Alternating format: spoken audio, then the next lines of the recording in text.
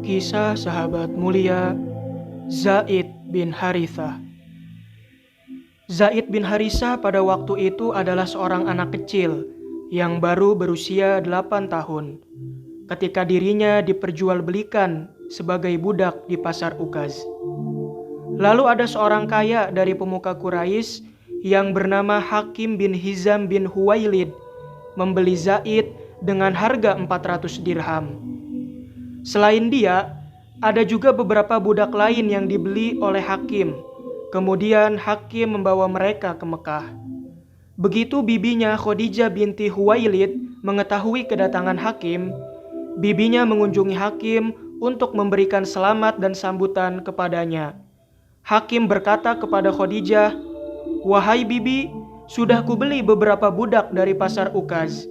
Pilihlah yang mana saja yang kamu suka, akan kuhadiahkan dia kepadamu." Lalu Sayyidah Khadijah memandangi wajah para budak tadi, dan akhirnya Khadijah memilih Zaid bin Harithah. Sebab Khadijah melihat bahwa Zaid memiliki tanda-tanda kecerdasan. Khadijah pun membawa Zaid pulang. Tidak lama kemudian, Khadijah binti Huwailid menikah dengan Muhammad bin Abdullah. Khadijah ingin memberikan hadiah kepada suaminya. Namun, Khadijah tidak menemukan sesuatu yang lebih baik daripada budaknya yang mulia bernama Zaid bin Harithah. Akhirnya Khadijah menghadiahkan Zaid kepada Muhammad. Selagi budak yang beruntung ini tinggal di bawah pengawasan Muhammad bin Abdullah, Zaid bernasib baik dengan persahabatannya yang mulia dan menikmati keindahan akhlak Rasulullah. Kisah Rasulullah Shallallahu Alaihi Wasallam yang mencintai Zaid bin Harithah telah diketahui oleh semua kaum muslim, sehingga kaum muslim memanggil Zaid dengan sebutan Zaid al-Hub, yang artinya Zaid yang dicintai.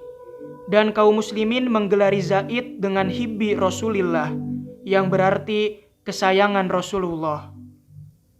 Pada tahun 8 Hijriah, Allah berkehendak memberikan ujian dengan memisahkan orang yang dicintai dari kekasihnya. Rasulullah Shallallahu Alaihi Wasallam kala itu menunjuk Zaid bin Harithah sebagai panglima pasukan perang Mu'tah.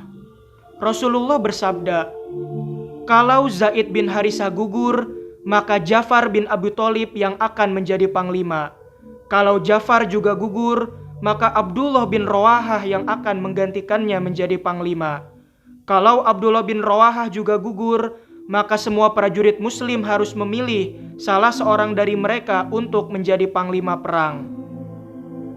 Pasukan ini kemudian bergerak hingga tiba di Ma'an, sebelah timur Yordania.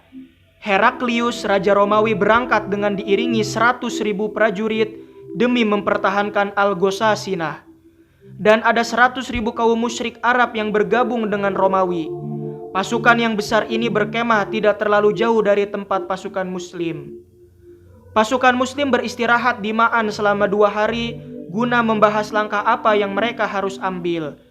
Salah seorang dari mereka berujar, "Kita kirimkan surat kepada Rasulullah untuk memberitahu beliau soal jumlah musuh kita dan kita tunggu perintah beliau." Lalu ada yang berpendapat, "Demi Allah, wahai kaumku, kita tidak berjuang dengan banyaknya jumlah, kekuatan, atau pasukan. Kita berjuang dengan bekal agama ini.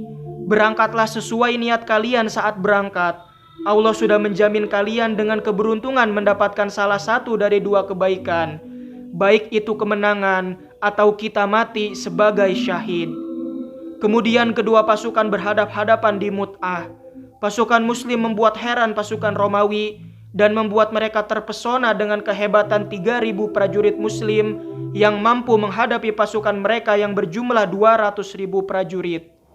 Zaid bin Harithah mempertahankan panji Rasulullah dengan penuh semangat dan tak ada dalam sejarah yang dapat menandinginya, sehingga tubuh Zaid tertembus 100 tombak.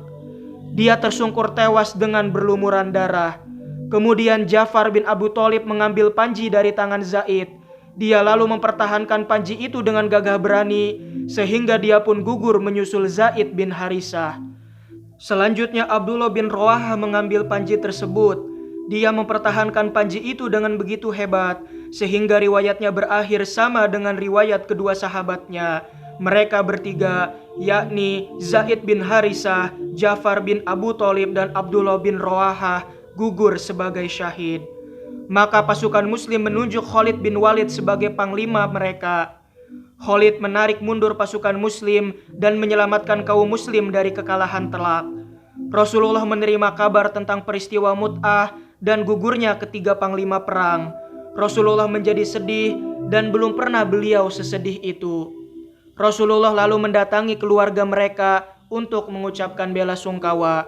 Ketika beliau tiba di rumah Zaid bin Harisah, putri Zaid yang masih kecil berlari ke arah Rasulullah mencari perlindungan sambil menangis. Maka Rasulullah pun ikut menangis sampai-sampai suara beliau terdengar keluar rumah. "Ini apa ya Rasulullah?" tanya Sa'id bin Ubadah kepada Rasulullah. "Ini adalah tangisan seorang kekasih atas kekasihnya," jawab Rasulullah. Semoga Allah Subhanahu wa Ta'ala senantiasa memberikan pahala yang berlipat ganda kepada Zaid bin Harisah dan kedua sahabatnya yang gugur pada perang Mut'ah. Wallahu a'lamu bishawab.